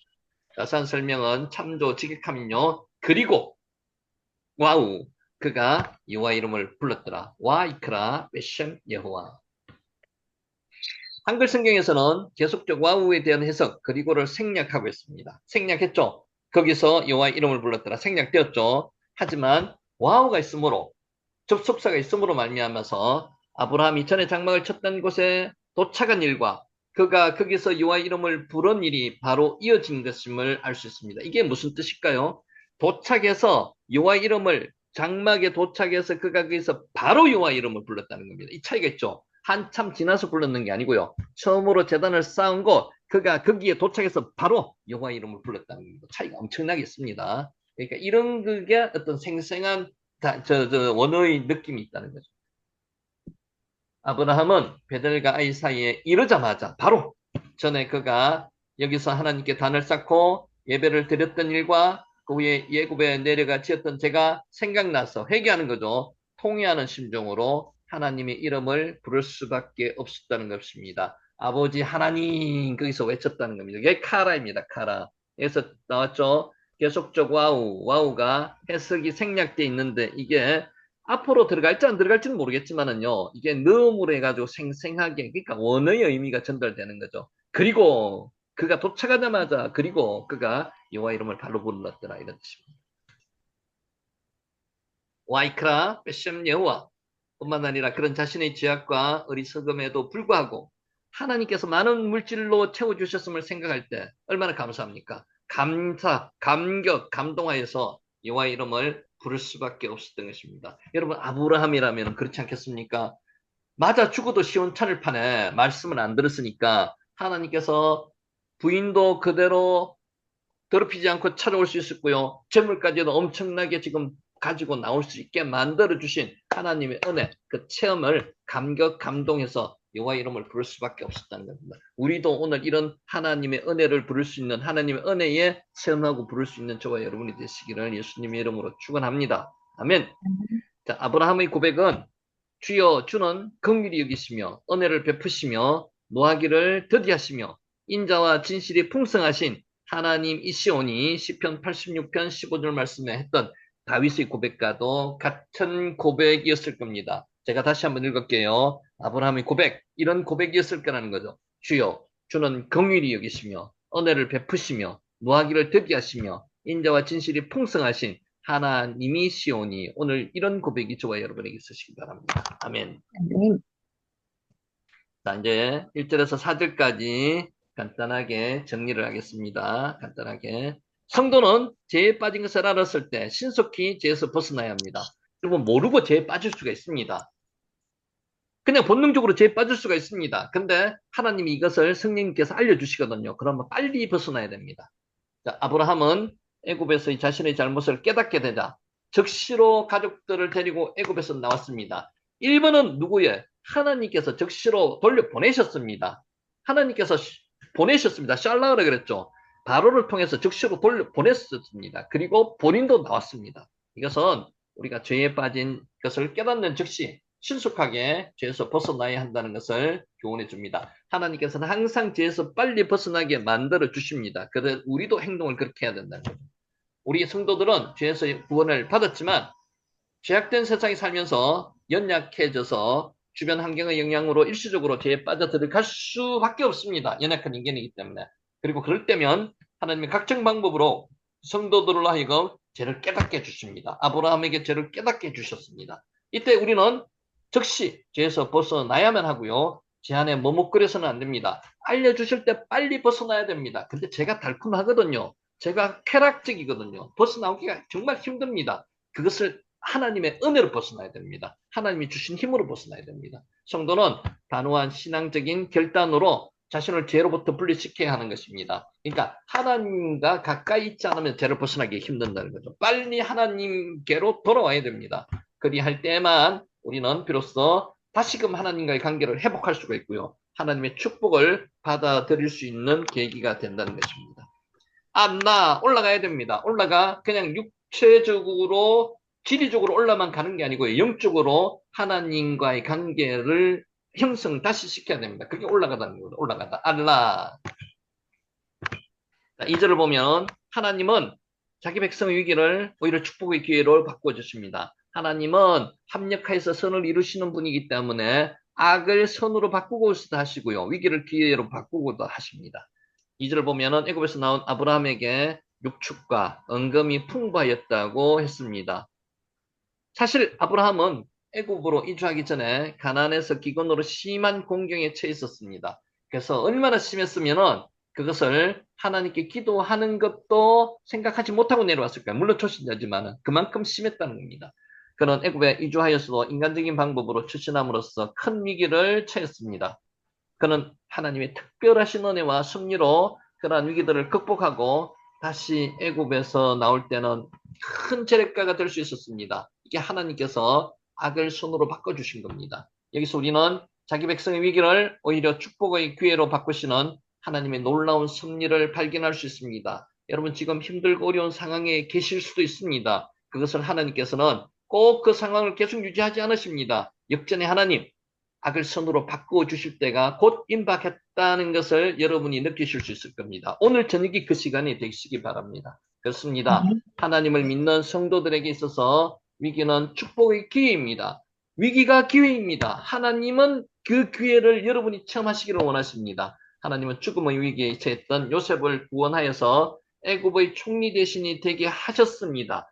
죽음을 대신해서 총리가 되게 하셨다는 거죠. 그러므로 성도 여러분, 어려운 위기에 처해 있으십니까? 환난 가운데 있으십니까? 염려하지 마시기 바랍니다. 끝까지 인내하시기 바랍니다. 하나님을 믿으시기 바랍니다. 곧 하나님의 축복이 임하실 겁니다. 하나님이 구원하신가 위기를 축복으로 바꾸시는 하나님의 놀라운 섭리를 여러분 체험하시게 될 겁니다. 그리고 눈으로 직접 보게 되실 겁니다. 그것을 통해서 하나님과의 체험이 정말로 굳건한 인격적인 체험이 되실 겁니다. 하나님이 당신의 백성을 부르신 것은 구원을 받게 하고 복을 주시기 위함이지 하나님은 우리를 행복하게 하시기 위해서 우리를 만드셨습니다. 그렇기 때문에 우리를 불행에 빠뜨리시지 않습니다. 불행에 빠뜨리시는 이유는요. 환난에 빠뜨리시는 이유는요. 하나님께서 부르셔서 복 주기 위함입니다. 멸망케 하기 위함이 결코 아니라는 것입니다. 자하브, 금입니다. 금, 자하브. 성도는 처음 신앙 회복에 힘을 써야 합니다. 처음 사랑을 여러분 기억하십니까? 여러분 첫사랑이 사람의 첫사랑이 아니고요. 하나님과 첫사랑 기억하십니까? 그 첫사랑을 기억하시면요. 하나님께 정말로 하나님의 은혜에 감동할 수밖에 없습니다. 그렇지 않습니까? 오늘 그 첫사랑을 회복하시기 바랍니다. 기억하시기 바랍니다. 에베소 교회에 말씀하신 그 첫사랑, 성도는 처음 신앙 회복에 힘을 써야 합니다. 자, 애굽에서 나온 아브라함은 남방으로 올라갔다가 곧 베들로 갔습니다. 그리고 여기서 남방이라는 게 뭐라 그랬죠? 남방 사막을 이야기했죠. 그죠? 남방 남쪽이 아닙니다. 그리고 그는 거기서 네게버 다시금 하나님을 예배했습니다. 카라 하나님을 불렀다는 거죠. 그러니까 거기서 여호와 이름을 불렀더라 이렇습니다. 애굽에서 처절한 실패와 하나님의 특별한 구원의 연총을 경험한 아브라함은 애굽에서 나오자마자 다른 곳으로 가지 않았습니다. 하나님께 예배 드리는 장소로 갔다는 거죠. 어떻게 갔다고요? 도착하자마자 바로 예배 드릴 정도로 그만큼 하나님의 은혜에 그 체험이 감격스러웠다는 겁니다. 그는 가장 먼저 그러니까 하나님께 맨 처음 단을 쌓았던 베델로 가서 미처 빼앗아 단을 쌓았습니다. 무너진 단을 수축하고요. 하나님께 예배하였습니다. 여호와의 이름을 불렀다는 것이죠. 그는 아마도 이때 자신이 지난 날의 잘못을 진심으로 회개하고요. 하나님의 은혜를 감사하는 기도를 드렸을 겁니다. 이러한 아브라함의 태도는 오늘날 우리 성도들에게도 믿음의 조상으로 실로 훌륭한 기감이 됩니다. 그래서 아브라함을 믿음의 조상으로 하는 게 실제로 아브라함이 훌륭해서가 아니고요. 하나님께서 그렇게 만들어 주셨지만은 아브라함도 노력했는 바는 있습니다. 사실 성도들은 누구나 신앙의 여정을 가는 중에 넘어지고 실패할 수 있습니다. 중요한 것은 실패한 후의 자세입니다. 와이크라, 빼심 여호와 이름을 불러야 된다는 거죠. 단을 쌓고 예배를 드려야 된다는 겁니다. 즉 실패를 경험한 성도는 아브라함과 같이 다시 일어나서 하나님을 뜨겁게 사랑했던 그 첫사랑을 처음의 신앙의 자리로 돌아가서 진심으로 회개하고 하나님을 경배함으로써 하나님의 관계를 회복해야만 된다고 말씀드리는 겁니다. 이러한 처음 신앙의 회복 없이는 결코 승리할 수 있는 삶을 살 수가 없습니다. 언제나 이렇게 되면 실패와 좌절의 연속인 삶을 살 것이라는 겁니다. 미션 처음입니다. 처음 최초라고 말씀드렸죠. 최초. 자, 여기까지 하고 오늘 말씀을 정리하도록 하겠습니다.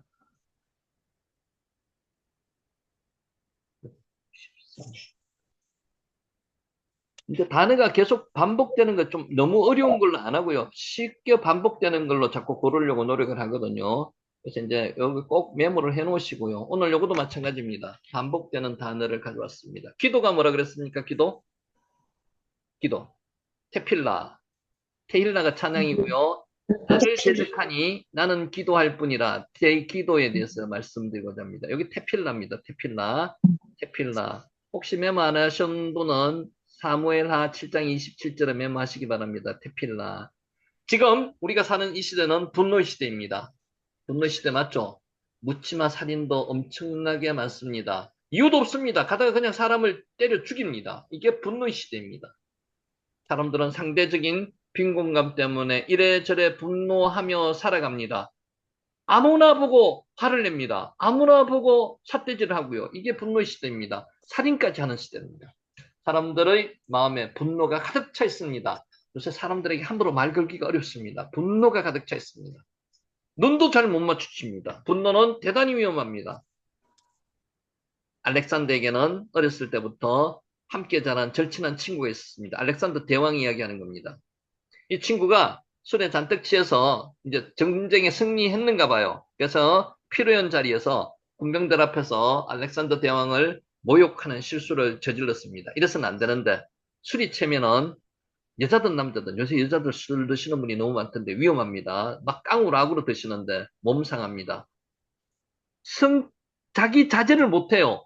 그래서 아무 이야기나 막 할 수도 있는 거고요. 그래서 성격성이 뭐 그냥 다 나타나는 겁니다. 이 알렉산더 대왕의 친구도 마찬가지였습니다. 실수였습니다. 뭐라고 말했는가 하면요. 너는 내가 없었더라면 오늘 이 자리에 앉을 수 없었을 거야. 내가 있었기 때문에 네가 대왕의 자리가 앉아 있을 수 있다는 것을 그냥 농담 삼아 이야기했겠죠. 근데 이런 이야기를 대왕 앞에서는 하면 안 되는데 술 취해서 너는 나 없이는 아무것도 못해. 병사들 있는 데서 알렉산더 대왕이 느끼기는 얼마나 치욕스러웠겠습니까? 이 말을 들은 군병들은 술에 취한 장군의 술조종으로 알고 웃었습니다. 근데 알렉산더 대왕은 치욕스러웠습니다. 순간적으로 화가 난 알렉산더는 옆에 있던 군병의 창을 빼앗아서 친구를 향해 던졌습니다. 맞았을까요? 안 맞았을까요? 즉사했습니다. 죽이려 한 것은 아니었지만 창을 던졌는데 안 죽일 수가 있습니까? 죽어야죠. 맞으면은. 그래서 알렉산더가 전쟁에서 익숙한 그런 사람인데 창이 정확하게 안 날아갔겠습니까? 그 창이 친구의 가슴에 정확하게 꽂혀서 결국은 죽고 말았습니다. 분노 때문입니다.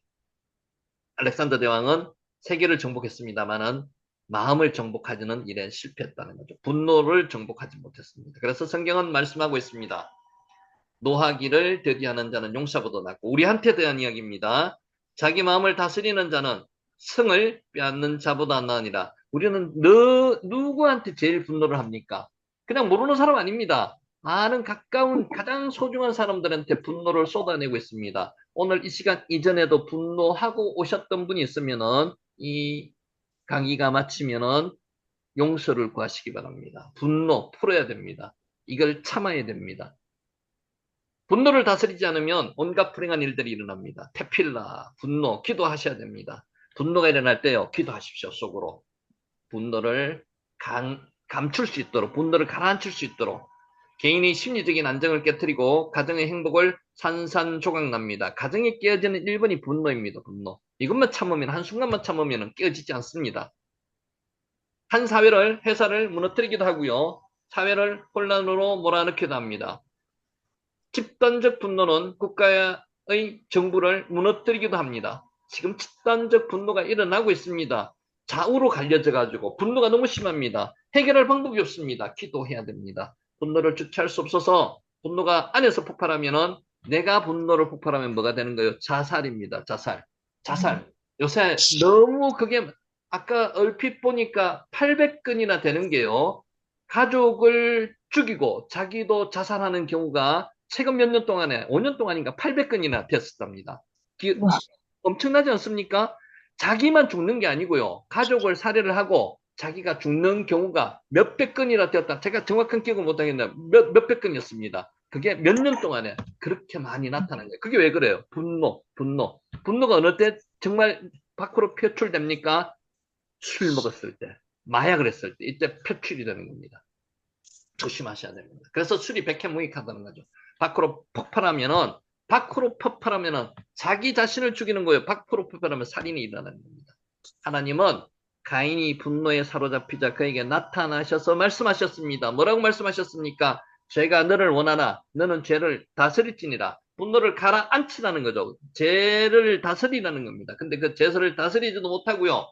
덜로 동생을 불러가지고 갑자기 일어나서 하라그 죽였다는 겁니다. 가인은 분노를 다스리지 못해서 동생 아벨을 하라그 죽이고 말았습니다. 분노가 일어나면요, 이성을 잃어버립니다. 마찬가지입니다. 누구든, 믿는 사람이든 안 믿는 사람이든 순간적으로 분노를 못 참으면 그럴 수가 있습니다. 성직자도 마찬가지고요. 누구나 마찬가지입니다. 이것에 자유로울 수 있는 사람은 아무도 없습니다. 그러니까 미리 연습을 해야 돼요. 기도하셔야 됩니다. 앞뒤를 가리지 못하게 된다는 거죠. 다윗이 전쟁에서 승리하고 돌아오자 이스라엘 백성이 노래했습니다. 그 여인들의 노래소리, 사울이 죽인 자는 천천히요 다윗은 만만이로다. 이것이 이제 많이 죽였다는 것을, 많다는 뜻을 표현한 게 천천히고 만만인데, 이것은 사울도 굉장한 영웅이었고요. 다윗은 더 영웅이었고요. 이렇게 인정하면 됩니다. 이게 비교 때문이겠습니다. 비교하면 안 됩니다. 사람은 옆집과 비교하면 안 되고요. 옆집 부인이랑 우리 집 부인이랑 비교하면 안 돼요. 남편도 비교하면 안 돼요. 비교가, 우리 집 아들도 비교하면 안 되고요. 내가 주위에 있는, 내가 가진 게 가장 하나님께 주신 소중한 것이고 귀한 것이라고 생각하셨는데, 비교가 이렇게 되는 겁니다. 비교가. 백성들의 노래를 들은 사울은 자존심이 상했습니다. 이 사울이 물론 어떤 사탄의 역사가 있었겠지만은 이 사소한 것 때문에 다윗을 죽이고자 10년 동안을 쫓아다녔다는 게 아닙니까? 이게 사람이 못할 짓이라는 거죠. 분노. 이후로 사울은 이성을 잃었습니다. 다윗을 죽일 기회를 엿보다가 다윗을 쫓아가 생애를 마치고 말았습니다. 쫓다가 이게 무슨 짓입니까? 사람은 자존심이 없이 태어납니다. 근데 살다 보면 자존심이 생기는 거죠. 사는 동안 반평생은 자존심을 쌓고요. 아까 사타가 뭐라 그랬습니까? 빠나. 다시 그 자존심을 허무는데 남은 반평생을 보냅니다. 잘 안 허물어집니다. 늘 나이가 들면요, 들수록 더 분노가 더 절제하지 못합니다. 그러니까 자제하지 못하는 게 분노라면은 기도로서 자제해야 된다는 거예요. 성령의 9가지 열매 중에서요, 제일 높은 단계가 뭡니까? 절제입니다. 절제. 분노, 절제해야 됩니다. 그리고 힘든 인생이었다는 말을 남기고 세상을 떠납니다. 이때는 늦습니다. 그러니까 하나님의 자녀들은 평상시에 기도하면서 분노를 조절해야 되는 거죠. 그리고 이 분노가 일어날 때 순간에 기도해야 됩니다. 화살 기도라 그러죠. 기도해야 됩니다. 자존심을 허물 수만 있다면 우리는 많은 시간과 기회를 얻게 됩니다. 자존심을 허물어야 됩니다. 자존심 때문에 만나지 못했던 사람들을 만날 수가 있고요. 한 번 맺은 원수를요, 영원히 원수 아닙니다. 특히 가족들은 원수가 아닙니다. 감정이 상해가지고 몇 년, 몇십 년 연락을 안 했더라도요, 이렇게 하나님의 말씀으로 은혜를 받고 나면요, 연락을 하게 된다는 거죠. 이게 하나님의 은혜라는 거죠. 이건 내 힘으로 못하는 거예요. 하나님께 기도하시면은 하나님께 그 힘을 주신다는 거죠. 이게 자존심이 문제입니다. 자존심. 이 자존심을 내려놓을 수 있는 것은요, 하나님의 은혜밖에 없습니다. 하지 못했던 일들을 할 수도 있게 된다는 거죠. 그 많은 사람과 조화를 이룰 수도 있고요. 잠을 못 이루는 밤도 없어집니다. 분노가 심하면요, 잠을 못 이룹니다. 야, 내가 정말 이거 보내 죽겠다. 잠을 못 이루는 거죠. 기도하시면은 하나님께서 분노를 가라앉혀 주십니다. 옛날에는 분노를 치료하는 방법으로 이것 잘못된 방법이었습니다. 화나면 화를 표현하라고 가르쳤습니다. 이것은 정말 무책임한 방법입니다. 이래서는 안 되는 거죠. 그런데 이것은 잘못된 방법으로 판명되었습니다. 그런 식으로 화를 풀면요, 다음번에는 더욱 화가 커진다는 것입니다. 이런 무책임한 이야기를 하는 강사들 이전에 많았습니다. 지금 화난다고 접시를 10장 깨부순다면 다음에는 20장, 20, 30장, 100장 이상이 돼야 된다는 겁니다.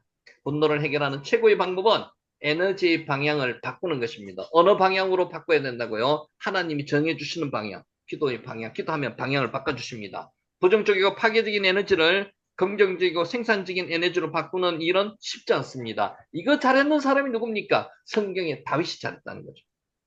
에너지의 방향 바꾸기에 성공하면 큰 인물이 될 수 있습니다. 에너지의 방향을 긍정적이고 생산적이고 열정적인 방향으로 바꿔주시면요, 성공한다는 겁니다.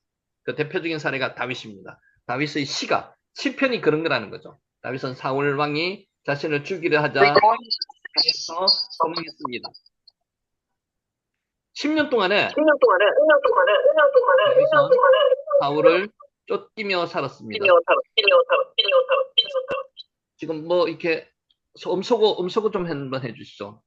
자, 10년 동안 다윗은 사울에게 쫓기며 살았습니다. 그런데 피하는 곳마다 백성들이 고자질했습니다.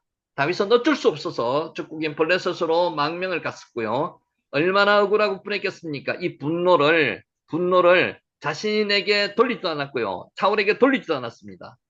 화가 머리끝까지 올라와서 잠이나 제대로 잤겠습니까? 다윗도 대단한 용장이죠. 전쟁을 그렇게 해서 했는데 나에게 어떻게 그렇게 할 수가 있어? 모두 불질러 버릴 테 이렇게 할 수도 있었습니다. 얼마든지 이럴 수 있었습니다. 그러나 다윗은 그 분노의 에너지를 뭘로 바꿨다고요? 기도로 바꿨고요. 그 기도가 뭡니까? 시편입니다. 시편. 그 기도를 시로 쓰고 하프를 타며 노래하는 도로 돌렸습니다. 하나님께 기도하시는 자리에 분노를 가져가시기 바랍니다. 성경에 나오는 시편의 시도는 이렇게 해서 만들어졌다는 거죠. 시편 109편에 다윗은 하나님 이렇게 기도했습니다. 내가 찬양하는 하나님이여 잠잠하지 마옵소서. 하나님께 분노를 표하는 겁니다. 하나님께 갚아달라고 이야기하는 겁니다. 그들이 악한 입과 거짓된 입을 열어서 나를 치며 속이는 혀로 내게 말하며 또 미워하는 말로 나를 두르고 까닭없이 나를 공격하였음이니이다. 나를 사랑하나 그들은 도리어 나를 대적하니 나는 기도할 뿐이라. 시편 100편 1절에서 4절 말씀입니다. 다윗은 머리끝까지 화가 났지만 그 분노를 사람들에게 쏟지 않았습니다. 하나님 앞에 고했습니다. 하나님 앞에서 나아가서 속에서 끓어오르는 분노를 전부 다 뜯어놓았습니다. 우리가 기도할 때요, 하나님께 정말 감사하고 은혜롭고 이런 기도만 합니까? 하나님께 따지기도 합니다. 하나님께 따지세요. 하나님께 따지시면 평온한 마음을 주시고 절제할 수 있는 마음을 주십니다. 다윗은 하나님께 대적을 향해서 욕을 하며 솔직한 기도를 드렸습니다.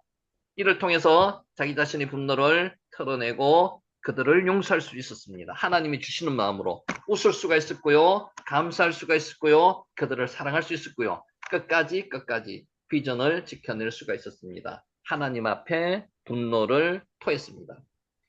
분노의 에너지는 이렇게 어떻게 해요? 창조적으로 활용되어야 합니다. 오늘 저와 여러분의 마음속에 혹시라도 누구에 대한 분노, 나에 대한 분노, 사람에 대한 분노가 있다면은 그 분노의 에너지를요, 나에 대해서 풀지 말고요, 상대방에 대해서 풀지 말고 하나님 앞에 기도로 가져 나와서 기도로 푸시는 저와 여러분이 되시기를 예수님의 이름으로 축원하면서 오늘 강의를 마치도록 하겠습니다. 아멘.